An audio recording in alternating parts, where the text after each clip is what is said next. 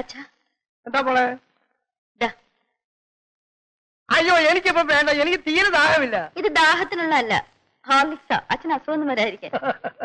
അസുഖം വരാതിരിക്കാൻ ഹാർലിക്സ്? അല്ല വേണ്ടെന്ന് പറഞ്ഞാൽ നീ സമ്മതിക്കില്ല. എന്തോന്ന് കഴുകിട മുഷിഞ്ഞതാ. അയ്യോ അതൊക്കെ ഞാൻ മദനം ചെയ്തോളൂ വന്ന്.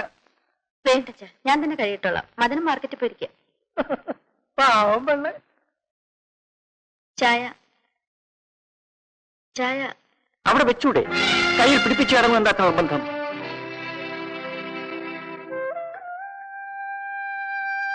ഞാൻ തെറ്റുകാരിയാണ്. പക്ഷെ ഞാൻ അങ്ങേ വഞ്ചിച്ചിട്ടില്ല. എന്നോട് എന്തിനിങ്ങനെ ക്രൂരമായി പെരുമാറുന്നു? എന്നോട് സുവിശേഷമൊന്നും പറയണ്ട.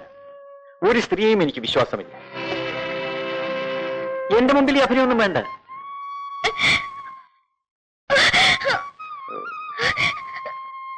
ഞാൻ കരയാൻ വേണ്ടി പറഞ്ഞതല്ല. ചായ കുടിക്കാം.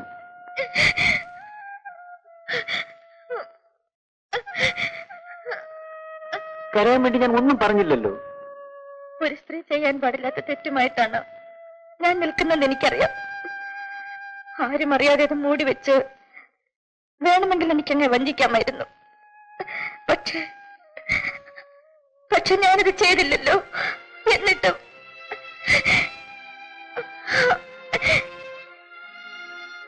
എന്റെ മനോവേദന ആർക്കും മനസ്സിലാവില്ല.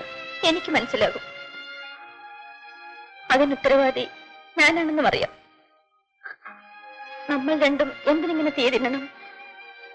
ദയവ് ചെയ്ത് എന്നെ എന്റെ വീട്ടിൽ കൊണ്ടാക്കൂ. വീട്ടിലോ? അച്ഛനോട് ഞാൻ എന്ത് പറയും? അത് നടക്കില്ല. പിന്നെ എന്നെ ഇങ്ങനെ ക്രൂശിക്കാമെന്നാണോ? ശ്യാമള, ഇപ്പോഴെങ്കിലും എന്റെ പേരൊന്ന് വിളിച്ചല്ലോ. സുരേഷ്, അച്ഛൻ വിളിക്കുന്നു.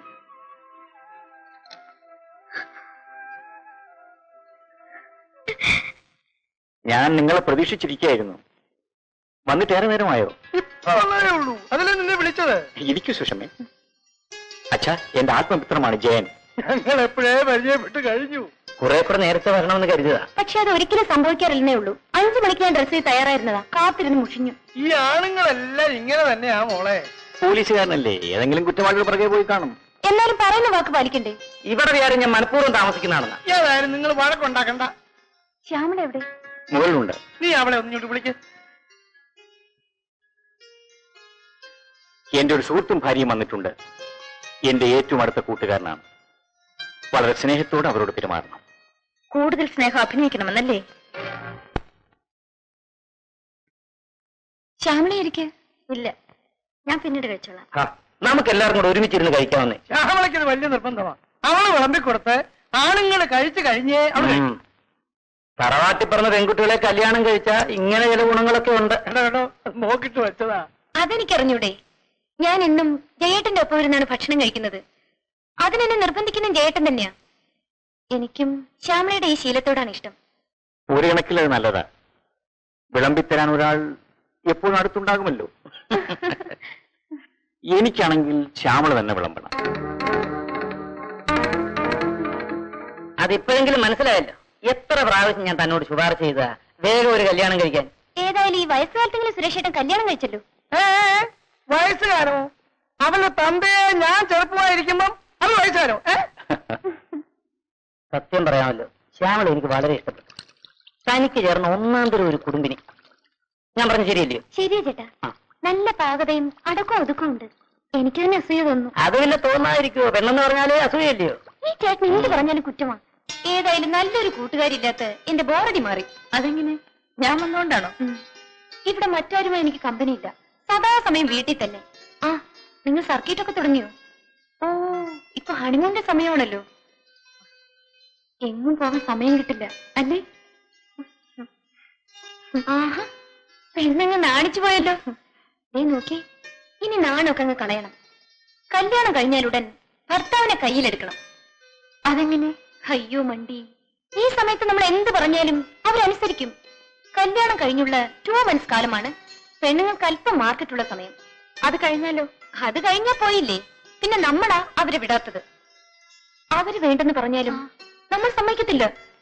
ഏത്? എന്റെ അനുഭവമാ. ഇൻസ്പെക്ടറൊക്കെ അങ്ങ് പോലീസ് സ്റ്റേഷനിലാ. വീട്ടിൽ വന്നാലേ ഞാൻ അവിടുത്തെ ഇൻസ്പെക്ടർ. എന്തോന്നാ നമ്മുടെ ശ്രീമതി തട്ടിവിടുന്നത്? ഭർത്താക്കന്മാരെ നിലയ്ക്ക് നിർത്തേണ്ട വിധത്തെ കുറിച്ച് ഞാൻ ശ്യാമളെ ക്ലാസ് എടുക്കുകയായിരുന്നു. ഓ, ഇതുപോലെ വാചകം കിട്ടിയാൽ നമ്മളെ കൊണ്ട് പറ്റിയല്ല. ഇവളെ ഒരു വക്കീലാക്കിയാൽ എന്താണ് ഞാൻ ആലോചിക്കുക. ഓ പിന്നെ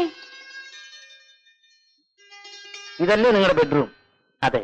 പിന്നെന്താ 2 കട്ടിലും 2 ദിക്കി കിടക്കുന്നത്? അത് ശരിയാണല്ലോ. എന്ത് പറ്റി ശ്യാമളെ? അത് രാവിലെ ഇങ്ങനെ മാറ്റിയിടും, അല്ലെങ്കിൽ ഡ്രസ് ചെയ്യാൻ പറ്റിയ സൗകര്യക്കുറവാ. പിന്നെ രാത്രി ഉറങ്ങാൻ സമയത്ത് 2 ചേർത്ത് ആരംഭിച്ചിടും. ഓ, അത് ശരി. ഞാൻ കരുതി കട്ടിലുകൾ നമ്മൾ പിണക്കമാണ്. ആ സുഷമേ, നമ്മൾ കൊണ്ട് സമ്മാനം എവിടെ?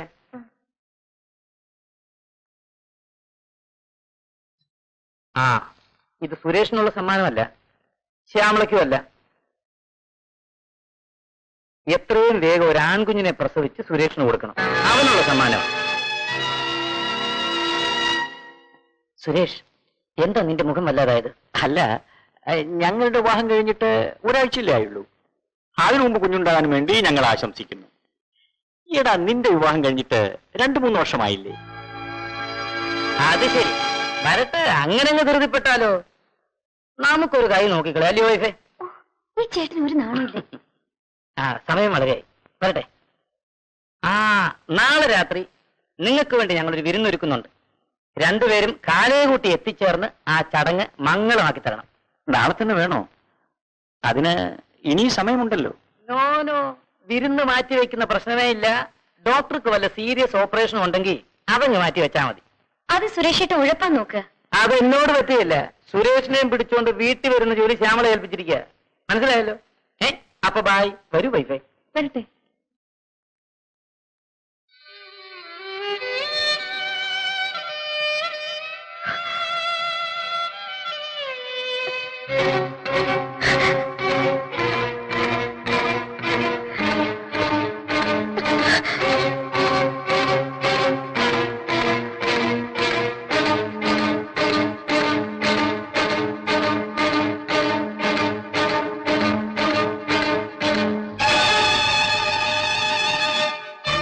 എത്രയും വേഗം ഒരു ആൺകുഞ്ഞിനെ പ്രസവിച്ച് സുരേഷിന് കൊടുക്കണം. അവനുള്ള സമ്മാനം.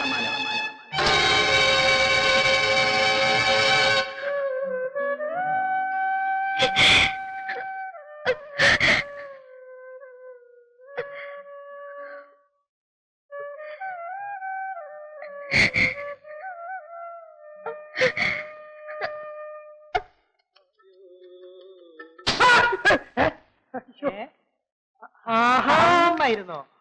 നീ ഇതിനകത്തുണ്ടായിരുന്നു. നീ നല്ലോണം പാടുമല്ലോ. അയ്യോ, അത് ഞാനല്ല. ഈ കാറിൽ ടേപ്പ് റെക്കോർഡറാ പാടിയത്.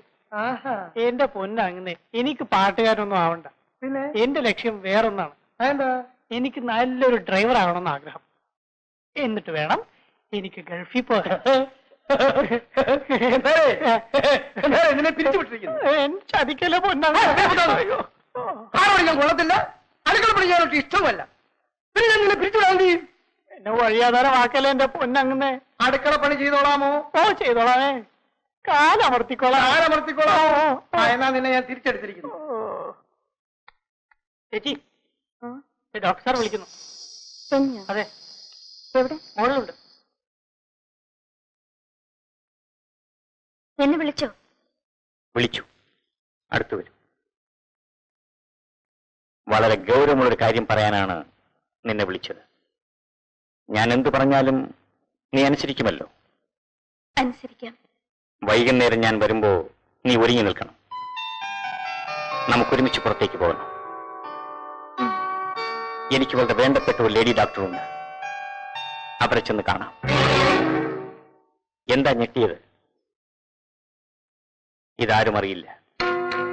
ആ ലേഡി ഡോക്ടർ ഇത് നിസ്സാരമായി ചെയ്തു. അയ്യോ, അത് അപകടമാണ്. എന്താ പറഞ്ഞത്? അത് ഡോക്ടറെ ഞാൻ തീരുമാനിച്ചോളാം. ഈ കുട്ടിയെ കൊണ്ട് നീ എന്നെ അച്ഛാന്ന് വിളിപ്പിക്കാനാണോ പാവം? വളരെയേറെ ആലോചിച്ചതിന് ശേഷം ഞാനെടുത്തൊരു തീരുമാനമാണിത്. ഇതിന് മാറ്റമില്ല. ഞാൻ പറയുന്നത് എന്തും അനുസരിക്കാമെന്നില്ലേ അല്പം മുമ്പ് നീ പറഞ്ഞത്? എന്തും അനുസരിക്കാം. പക്ഷെ ഇത് അനുസരിക്കണം. എന്നോടൊത്ത് ജീവിക്കണമെന്ന് ആശയമുണ്ടെങ്കിൽ.